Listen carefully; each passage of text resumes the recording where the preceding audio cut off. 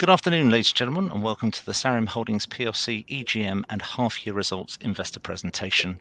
Throughout this recorded meeting, investors and attendees will be in listen-only mode. Questions are encouraged. They can be submitted at any time using the Q&A tab situated on the right-hand corner of your screen.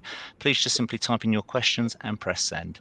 The company may not be in a position to answer every question it receives during the meeting itself. However, the company will review all questions submitted today and publish responses where it's appropriate to do so. Before we begin, we'd like to submit the following poll for those online.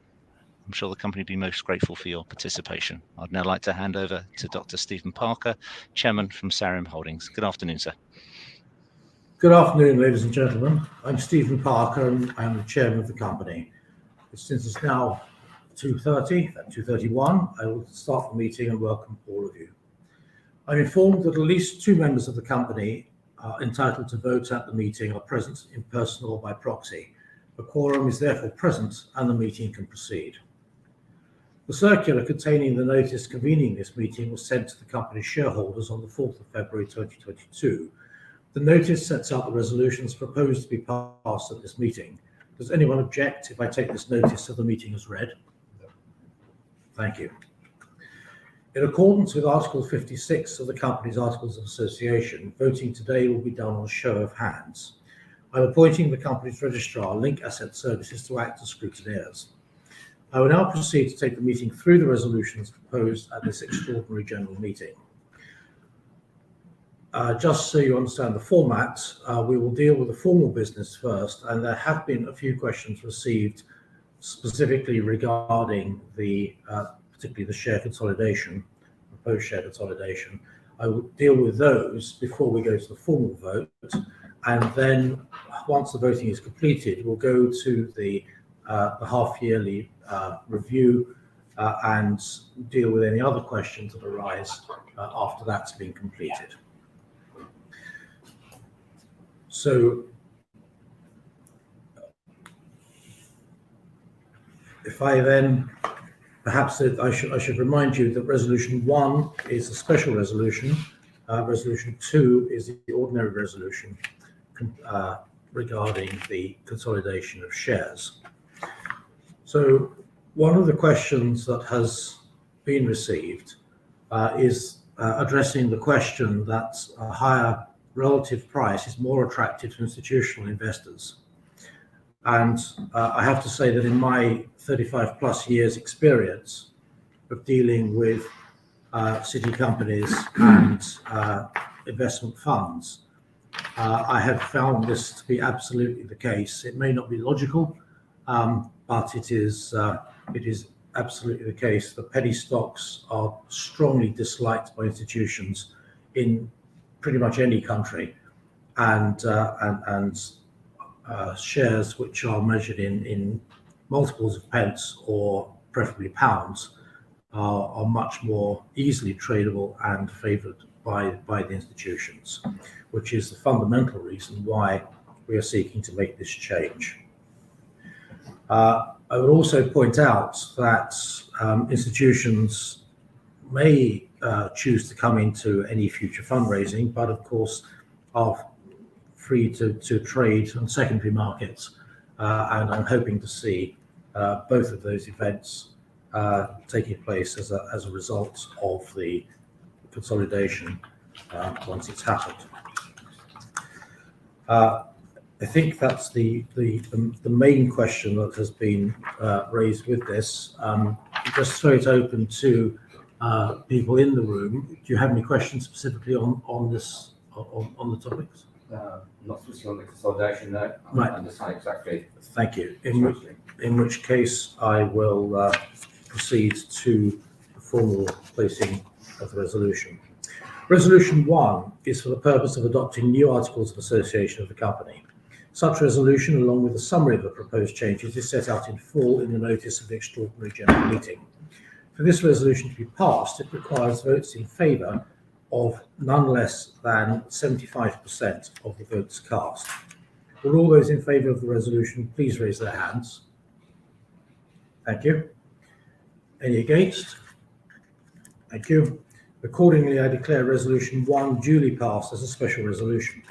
As mentioned earlier, I can now tell you the votes that have been received, the votes for 813,549,009, the votes against 129,225,243, which represents a majority of 86.3%, and therefore duly passed. Resolution 2. Resolution 2 is for the purpose of approving the share consolidation. Such resolution is set out in full in the notice of extraordinary general meeting. For this resolution to be passed, it requires votes in favour of more than 50% of the votes cast. Would all those in favour of this resolution please raise their hands? Thank you. Those against? Thank you. Accordingly, I declare Resolution 2 duly passed as an ordinary resolution. The votes received from proxies were votes for 809,024,537, votes against 135,837,347, representing a majority in favour of 85.6%, and therefore is duly carried. Thank you for that. The final results of the voting, including the proxies, will be announced through the RNS and published on the website as soon as reasonably practical. If there's no other business, that concludes the business of this extraordinary general meeting. Thank you for attending the formal part. I declare the meeting closed. I'm very happy to pass over to Tim Mitchell, who will take us through the half-year results update. Thank you, Stephen. Good afternoon, everybody. Thank you for attending the meeting. So yes, myself and John will take you through a quick update that we published in our half-year results recently. So if I'll top and tail, and John will take us through the technical parts. I'll just move past the disclaimer. So just to remind everybody, we're working in two principal areas at SAREUM. Internally, we're looking at our TYK2/JAK1 inhibitors for autoimmune diseases, including the severe respiratory symptoms of COVID and other viral infections, and also in cancer. These programs are in preclinical, and the 1801 autoimmune COVID program is just completing its preclinical journey, and we'll spend most of the technical time on that program. And then also we have the checkpoint kinase 1 program that's partnered with Sierra Oncology. And again, to remind you, it's completed 2 phase 2 trials, one as a monotherapy, one in combination with low-dose gemcitabine. Recently, Sierra have noted that they are finalising the designs on some further trials in combination with other anti-cancer agents, and we'll give you a quick update of that. But that's based entirely on what Sierra have made public.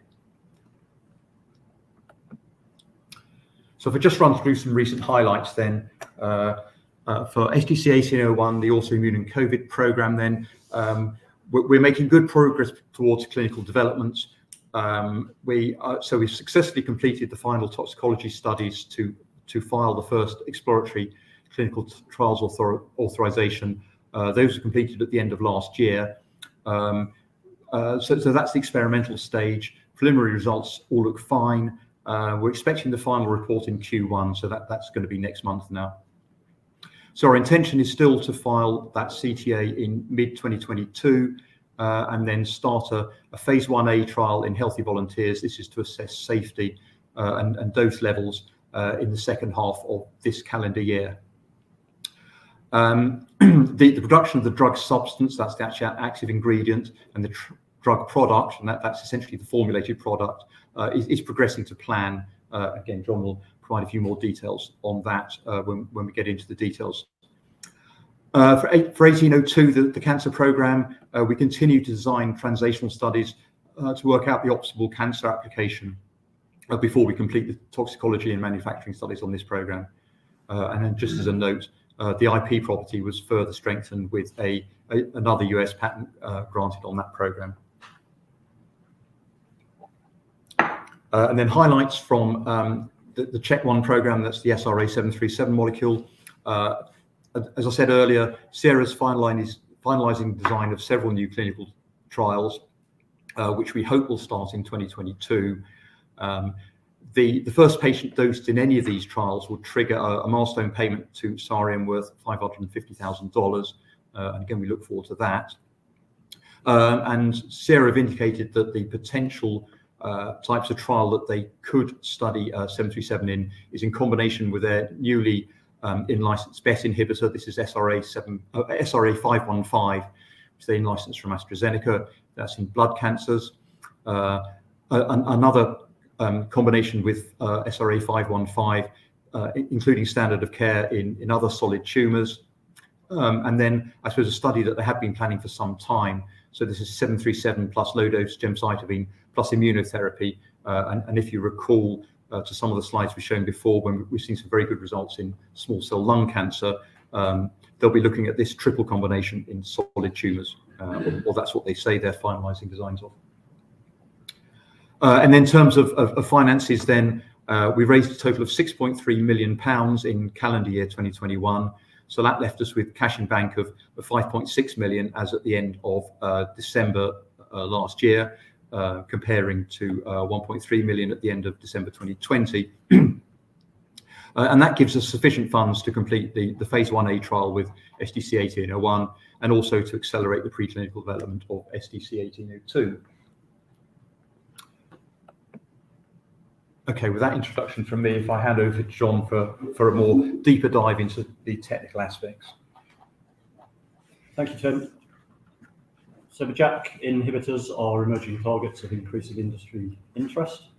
The JAK family of kinases are a key component in maintaining the balanced and healthy immune system. There's strong and emerging clinical validation of JAK inhibitors, particularly in the autoimmune disease area from BMS and Pfizer for their TYK2, in the case of BMS, TYK2 selective, and a dual TYK2 JAK1 inhibitor from Pfizer. They're publishing some nice data in psoriasis and psoriatic arthritis. There are a number of mid-stage clinical trials of TYK2 and dual TYK-JAK inhibitors ongoing for lupus, ulcerative colitis, Crohn's disease, and vitiligo, with some readouts have come out recently and others into 2024. There's good scientific evidence for the role of JAKs in modulating the severe inflammatory responses and the respiratory symptoms arising from coronavirus and other viral infections. Several JAK family inhibitors have been tested or are in the process of being tested against the severe respiratory symptoms of COVID infection. And in 2020, the JAK inhibitor market size was $18 billion, and there's quite dramatic growth projected over the next few years, up to $320 billion by 2026. And as an example of that, BMS are forecasting in excess of $4 billion sales for their TYK2 inhibitor, deucravacitinib, by 2029.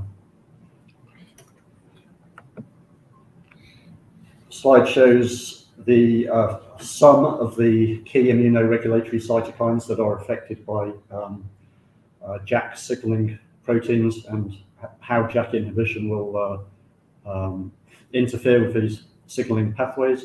You can see in the diagram a number of cytokines that are affected by TYK2 and JAK1.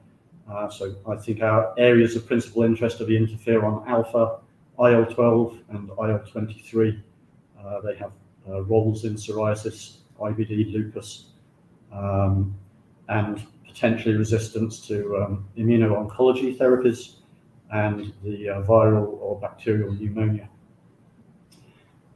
Interestingly and importantly, JAK2 and JAK3 inhibition has been associated with the FDA black box warnings for serious infections, lymphoma and thromboses, that Xeljanz, the JAK1, JAK3 inhibitor from Pfizer, and Olumiant, the JAK1, JAK2 inhibitor from Eli Lilly, have been issued with.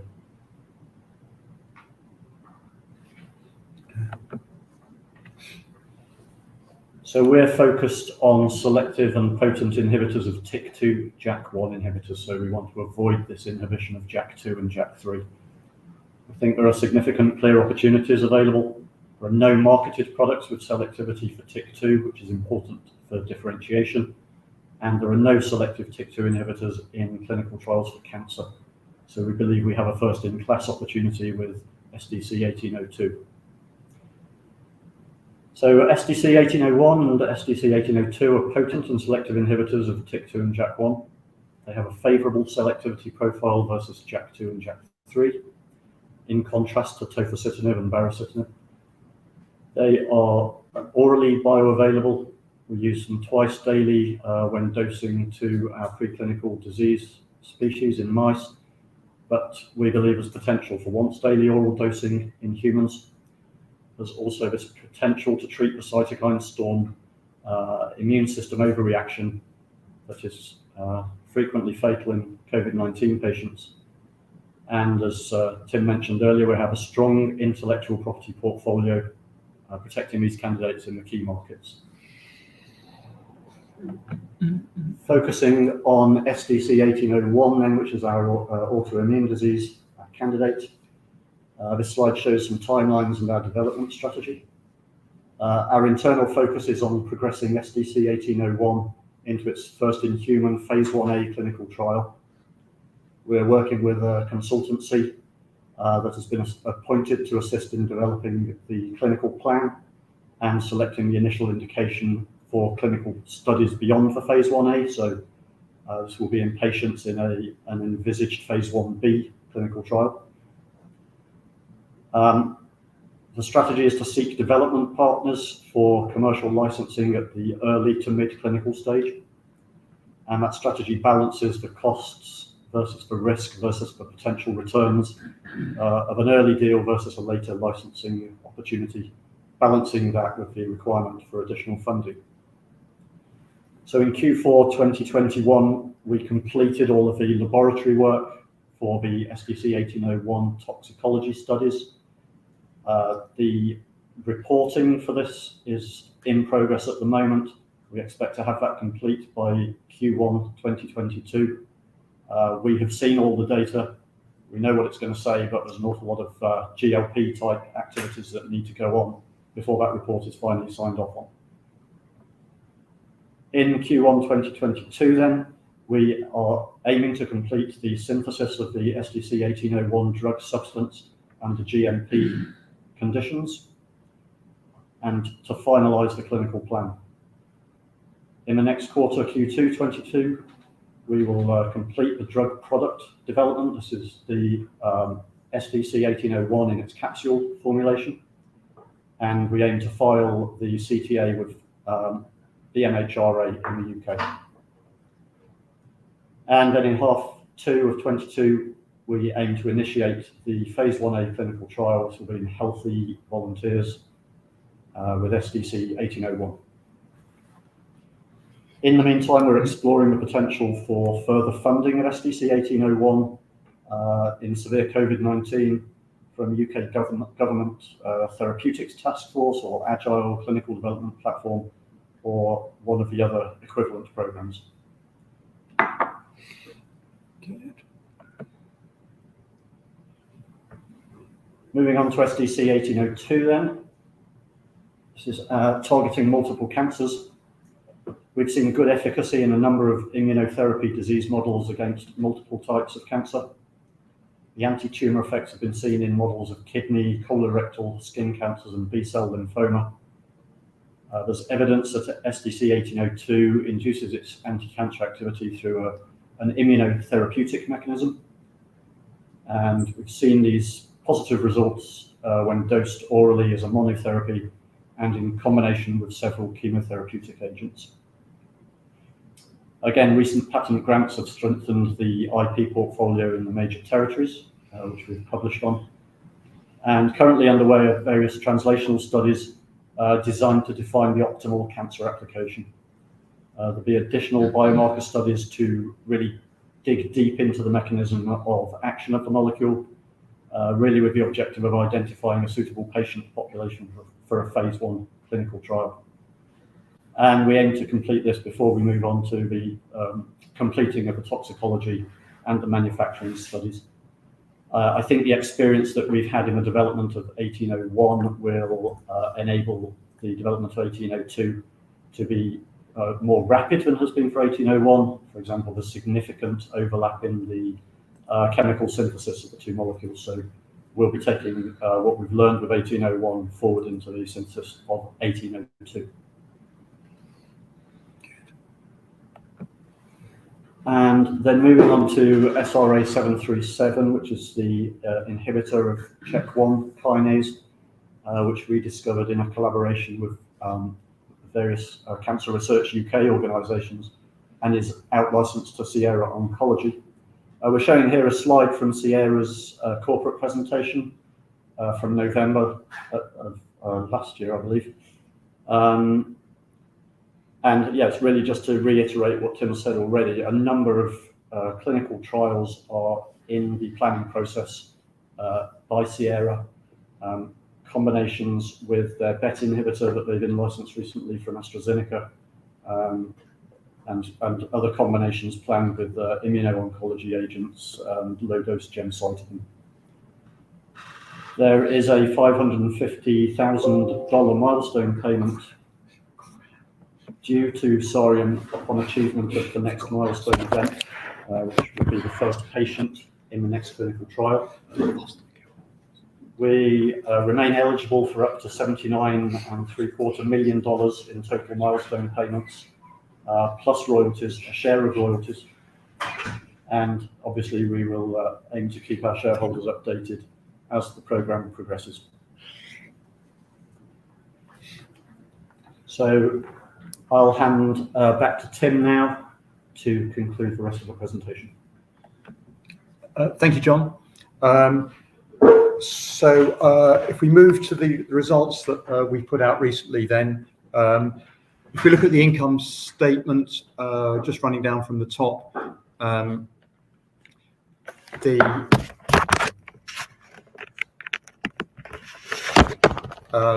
operating expenses, so that includes generally admin expenses and R&D, are increased significantly over the corresponding period last time. This is because of the extra expenses in the preclinical studies we've been doing. And you can sort of see that reflected in the tax credit, which is significantly higher than the same period last year. So admin expenses have been pretty much the same. That extra spend is pretty much all in R&D. Giving us a loss for the half year of 850,000 after tax. If we just have a quick look at the balance sheet, I suppose the highlight there is the 5.6 million cash we've got. So that's significantly higher than previous periods. That's essentially building our war chest to run the phase 1A studies. Obviously, we're very pleased to have that, and are very grateful to our recent high net worth subscribers over the last year. And there's not really much more to say about the figures. Obviously, if there's anything particular you want to ask a question about, if you post it in the Q&A, and I'll be happy to answer it if I can. So I'll just move on to a quick look ahead at the coming year and things that you might be expecting to publish. And it's really all about the transition of SDC-1801 into the clinic. So we'd look to submit the exploratory CTA in the middle of the year, obviously subject to obtaining approvals and finalising the drug substance and drug product. And I suppose dependent on how quickly the MHRA can turn around our submission, we'd be looking to start the clinical trial in the second half of this year. We'll also finalise the initial indication for the phase 1B trial that John mentioned, and the intention would be to tack that on to the end of the phase 1A study. And then we'll also be looking to provide some further updates on the preclinical progress of SDC-1802. And then for 737, we're hoping this will all be about the new trials of 737 with the various agents we've already mentioned. So the low-dose gemcitabine, an immune checkpoint inhibitor, and the the SRA 515 BET inhibitor combination. So it's the initiation of the trials in those areas, so potentially 3 new trials. And as we already mentioned, the first patient dosed in the first of these trials will trigger the milestone payment for us. So we're expecting to report a lot of important preclinical and clinical progress during 2022 for all 3 of the products, but I suppose primarily 1801 and 737, but also 1802. So that concludes my part of the presentation. Mark, do you just want to hand over? That's very kind of you, Tim. Thank you so much for your update and presentation this afternoon. Ladies and gentlemen, please do continue to submit your questions using the Q&A tab situated on the right-hand corner of your screen. But just while the company take a few moments to review those questions submitted already, I'd like to remind you that a recording of this presentation, along with a copy of the slides and the published Q&A, can be accessed via your Investor Meet Company dashboard. Tim, I haven't given you a long while, but as you will know, you received a number of questions ahead of today's event, and of course investors and attendees have had the ability to submit a number of questions throughout your presentation. Perhaps if I could just hand back to you to read out any questions and give a response where it's appropriate to do so. Yes, thank you, Mark. Before we do that, perhaps we do have shareholders in the room, and I think it might be appropriate if there's the opportunity to ask questions from those shareholders first. Can I make an observation, and also there's a question at the end of this, that in August 2019, it was stated it was the company's intention to advance our first TYK2 JAK1 inhibitor to clinical trials in 2020. You also stated that the program continues to attract interest from international pharmaceutical companies. And in terms of where we are now, the share price is now half what it was 6 months ago, when it reached a peak promoted by the high net worth individuals investment. And as a shareholder, I'm concerned in terms of any potential slippage to these programs, because clearly, as the news flow is slow, the share price slips. We've lost a lot of momentum. And I was wondering if either you, Tim, or John, or Steve would like to comment in terms of how slippage can be prevented in the coming 12 months. Okay, so I'll take that if I can. So we did have a delay, as you say, sort of 2019, 2020. We stumbled across a formulation issue, which took us several months to finally crack. So I think that's the reason for the slippage there. I'd like to, well, I suppose the further down the track we go, the less problems there are to solve. So I'm hoping that as we near the final hurdle, that there's very few problems left to solve. So the chances of further slippage are lower. But obviously, research is an uncertain business, and we can't make guarantees. And of course, we can never predict what problems or how long they are going to take to solve. So any estimates we give are assuming a reasonable degree of success. And of course, if things go wrong, then generally timelines get longer and get shorter. But I think it's fair to say that we'd like to think we're on a fairly easy path now to that finish line. Yeah, I guess with all the usual health warnings. But I wouldn't say easy, but there are certainly fewer obstacles to overcome now, because as you progress, you're clearing more and more hurdles, and there are fewer hurdles ahead of you. But there are still hurdles, and as Tim says, it's research. Unexpected things can happen, and you have to work your way through them. Okay. I mean, bearing in mind that back when I quoted from the RNS, there was this interest from international pharmaceutical companies, and I understand from what you've just said, Tim and John, that there's consultancy helping with the design of the trials. Presumably that is being done in mind of who may be interested in either acquiring or licensing the molecules from us. Yes, certainly. I mean, part of the trial design is to create a package that will position the compound very favorably for licensing. Yes, I mean, I suppose from our point of view, there's 2 results we'll get from the trial. One is to clear the path towards the next set of trials, and as you say, to to populate a data package with the information that a pharma partner would look for in a licensing deal. Okay. So we're taking a strategy of being therapeutic agnostic. So we're developing a package whereby a larger company than us with the development experience can take the data that we're going to generate and say, okay, yeah, it's safe. That's the most important at this stage. And there's evidence that it might work in this disease, that disease, the other disease. So that's really what we're trying to position. Now we are planning for a phase 1B, subject to everything going well, in a specific disease population. Not quite yet decided, but to be decided shortly. Right. Which will provide, obviously, it will provide data in that specific disease, but it will also provide data that could be extended out to other diseases. Right, so that's being done with a view to improving shareholder value in what we've invested Absolutely. Yes.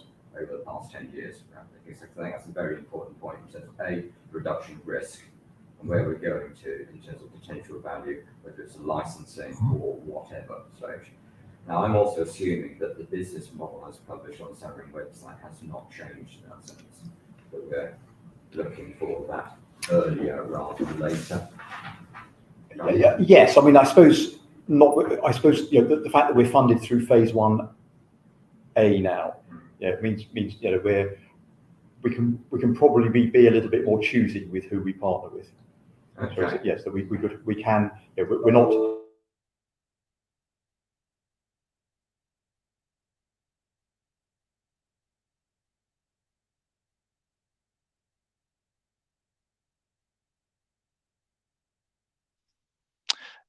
Tim, we have just lost connection with you, sadly. If you could just please reconnect. It would appear that you've just lost internet connection. Ladies and gentlemen, please do bear with us, and we'll shortly recommence with the team at the general meeting. So please do bear with us.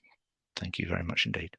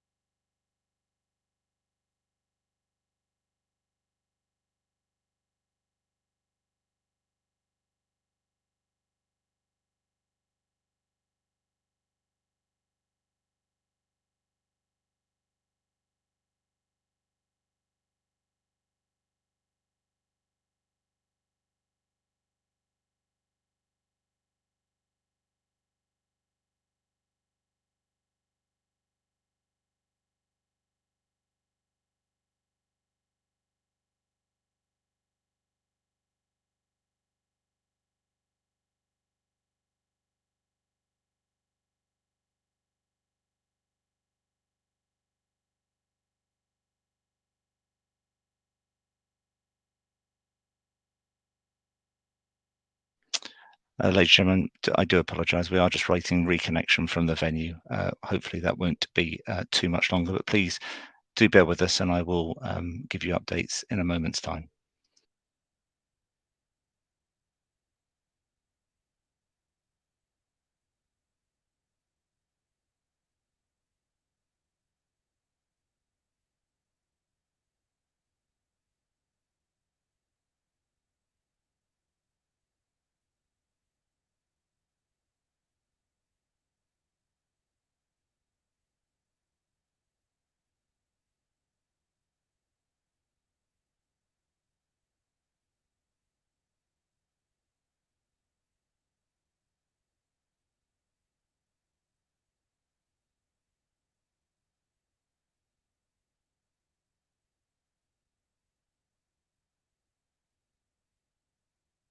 I do apologise, ladies and gentlemen. We are just waiting reconnection. I will update you shortly.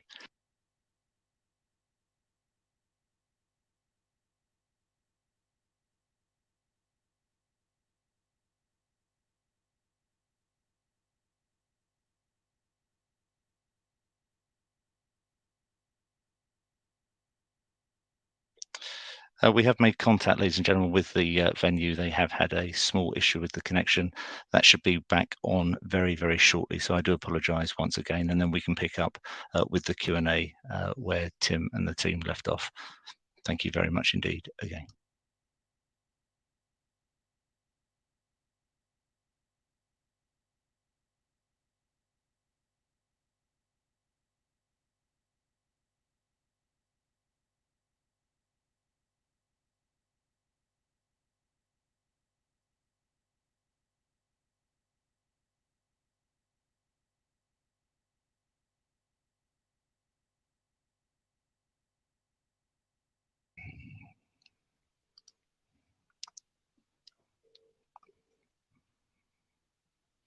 We are, as I say, just waiting for reconnection.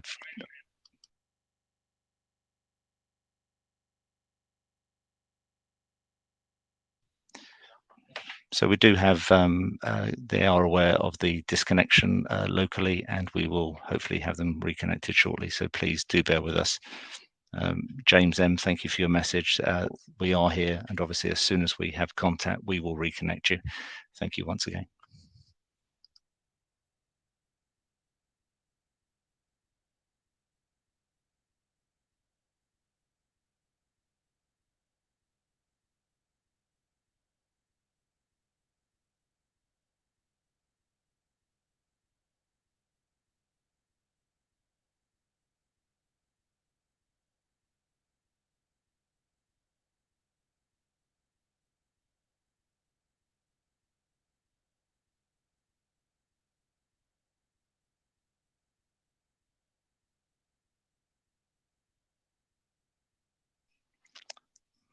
Please don't feel that I'm telling you the same thing, but we are just awaiting for the team to connect back online.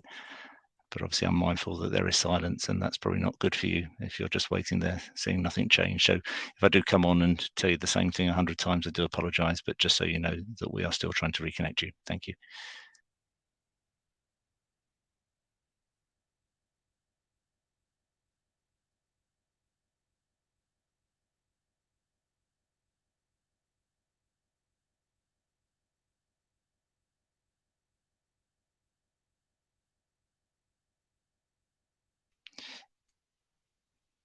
Hi.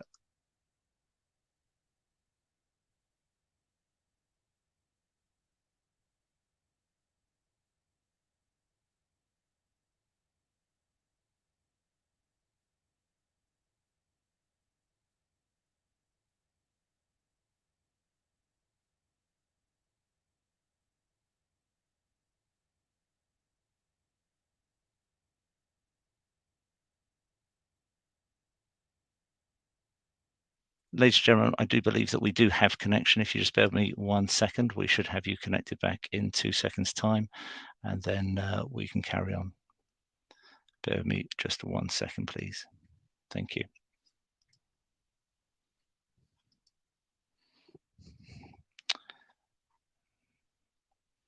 If you just acknowledge the control, and I'll be able to turn on your microphone. That's it. Perfect. Thank you very much indeed. Mark? Hi, Tim. Can you hear us okay? Yes. Apologies for that. We've had a slight technical issue here with the. Don't worry, I thought power might have gone or something. Laptop. Yes. Yeah, I thought it may have done. Well, look, you've reconnected now. I have held everybody on. We still have nearly 200 people still on the call. So thank you once again to everybody for being so patient during that outage. If I may, Tim, if I could just hand back to you to carry on. Obviously, I think we got the last question that was submitted from the room. And obviously, you know, you've got the online questions there as well. Thank you. So I'll hand back to you now. Thank you. Okay. I'll be brief. Very good news to see we're making some progress with 77 at last. The one thing I was slightly surprised about is I do recall conversations in the past about the combination with the path inhibitor. I don't know whether that is not on the agenda or. So we haven't seen that on Sierra's plans. There's preclinical data that looks very encouraging, but we haven't seen that yet. So Sierra haven't, and we only know what Sierra tell us. So we haven't seen any more information on that. So it may be there, but we just don't know it. Yeah. Okay. Right. I think I've probably taken up enough time to let some of the people outside this room. Thank you. Yeah. So Stephen, have you got some more of those to do, or shall I hand over? to John for some. I think most of these ones now are technical. Okay, John, do you want to? There were some pre-posted technical questions. Okay. Yeah, okay. Let me take this one. From SAREUM's statement on toxicology, the assessment has successfully determined the organs which are affected by 1801. Are these in line with other TYK2 compounds which have recently been shelved, or do these initial results provide current side effects as being projected to be less severe than competitors?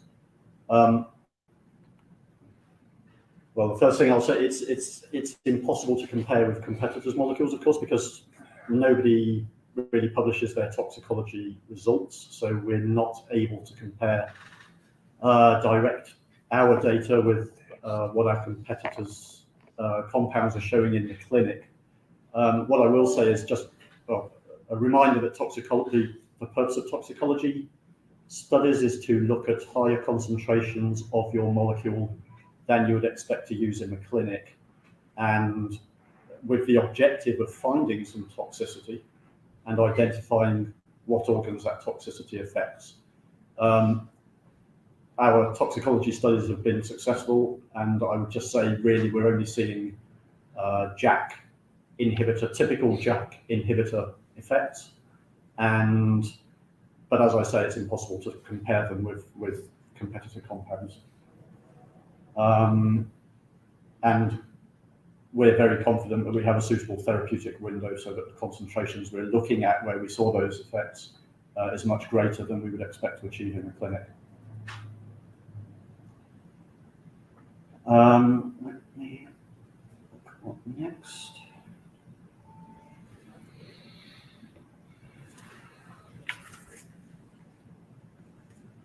Someone's saying, yeah, okay, so there are a few TYK2 failures noted recently. Can you explain what SAREUM's key differentiator is, which gives some indication that SAREUM's TYK2 would not immediately fall into the same failure bucket?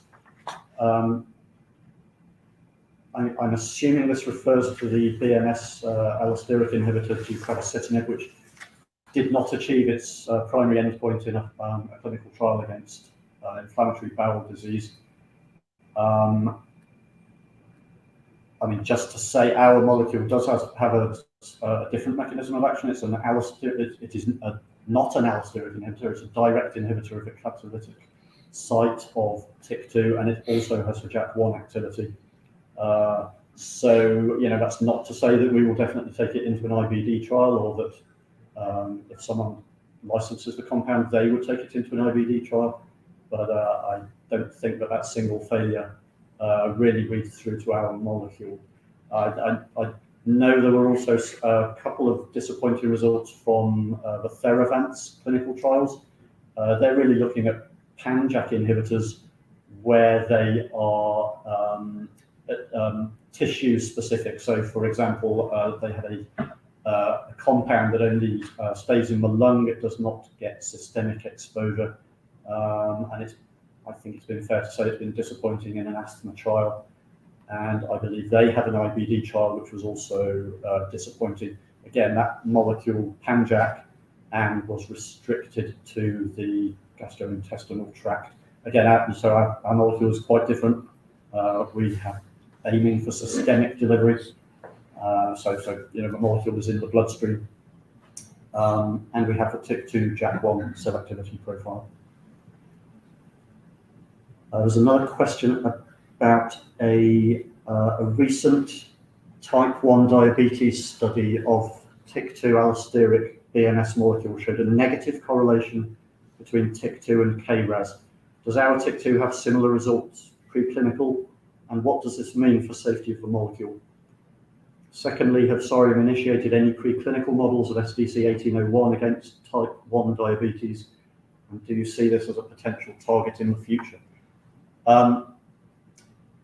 If I can take the second part first, we haven't done any preclinical models of SDC-1801 against type 1 diabetes. I don't know if we were still connected when I was addressing the gentleman who's in the room here with us, was asking a question about therapeutic areas. We've tried to take a very agnostic view with therapeutic areas. So we're looking for sort of, biomarker-driven effects, which should give some indication of the therapeutic areas to focus on. It may be that type 1 diabetes is one of those. There's certainly an interferon alpha effect in T1D, and our molecule inhibits interferon pathway signaling. So there's potential there, but we have not looked at it. I think the question about the negative correlation between TYK2 and KRAS giving a safety concern. I mean, we haven't seen it, but we haven't looked for it. What I will say is the BMS molecule has been used for multiple years now in the clinic. They are not seeing any increase in cancer, which I imagine is what the questioner's concern is about, this KRAS increase.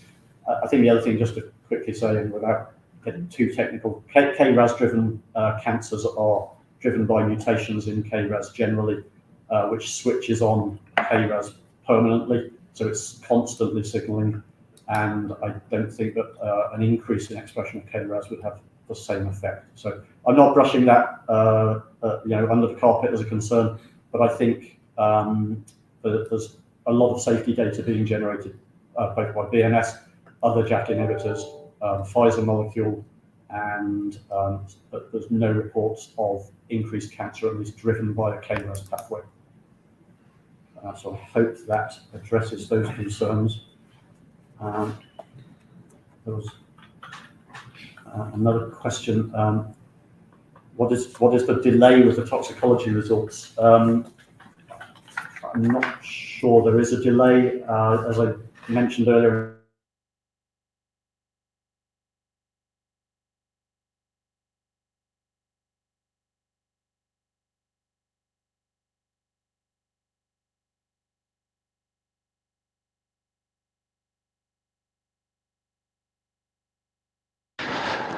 Tim, I think you've lost connection one more time. Just bear with us 1 second while we try to reconnect you. Thank you.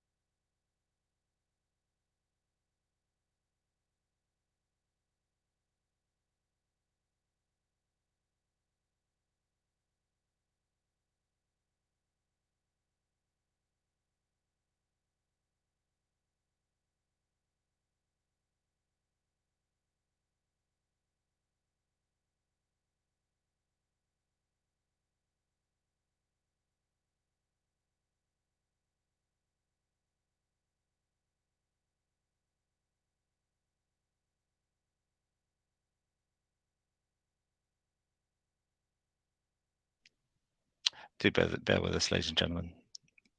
Thank you very much, and I do apologise for the inconvenience.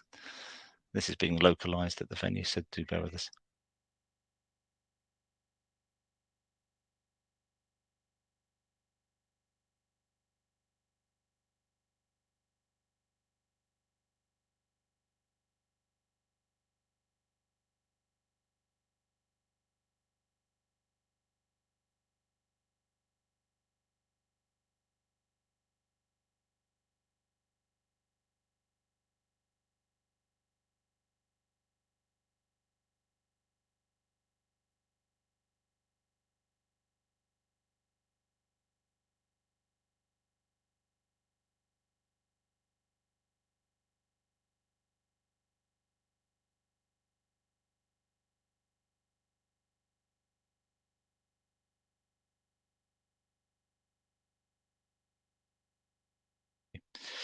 Ladies and gentlemen, we have just spoken to the venue. They are attempting now to dial in, I hope. So it shouldn't be too much longer, and then we can carry on with the Q&A.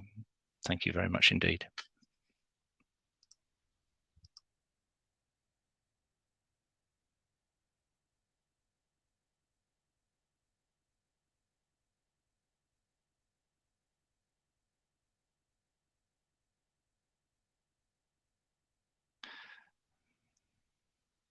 Yes, James, the sound has gone. We are waiting for the venue. This is localized to the venue, so we do apologize, but bear with us. We should be with them. They've just clicked back in now, so.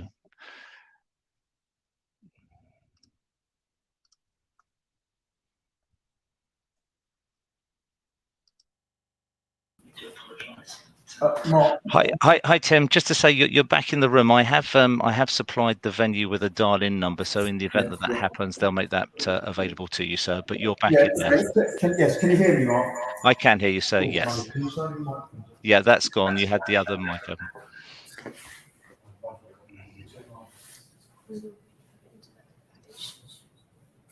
You're good to go, sir. Great, thank you. John, are you getting an echo, Mark?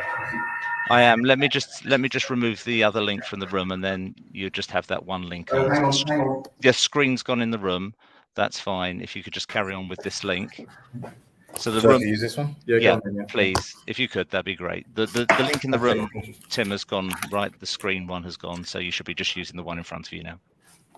Yeah, have you got decent battery on that one? Yes, it's fully charged. Okay, great. Hi, Mark.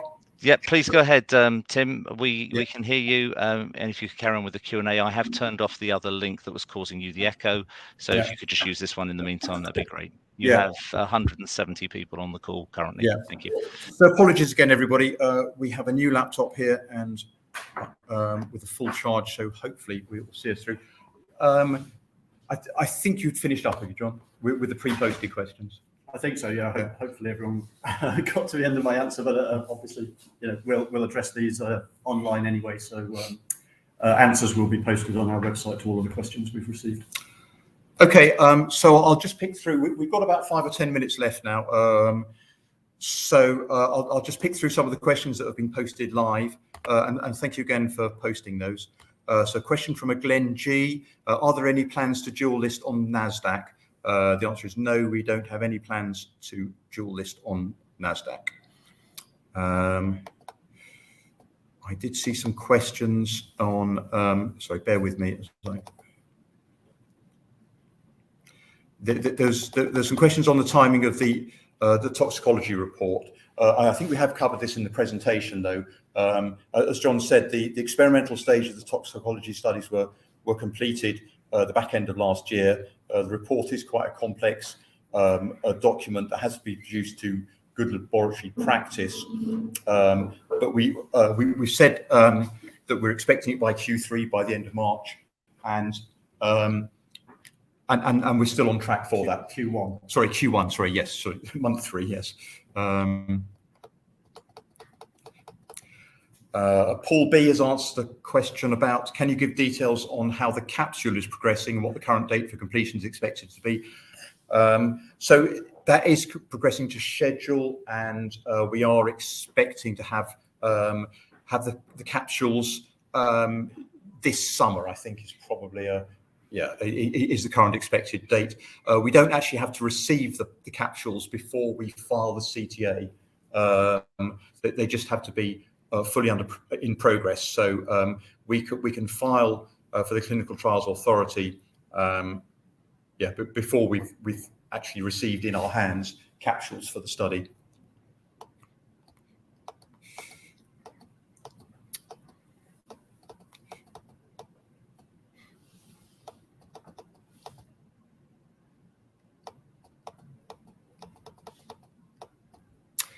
Question from a Phil M.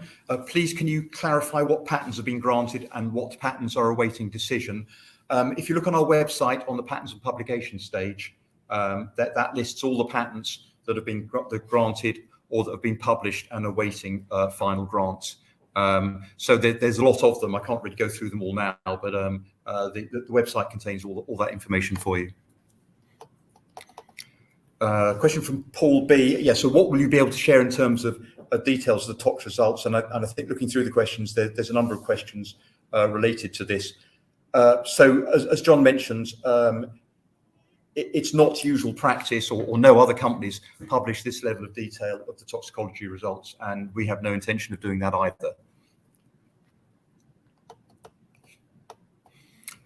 There's a question about the consolidation. So consolidation price would be close of business today. I think that's my understanding, that as markets open tomorrow, then that's when the new share price will appear.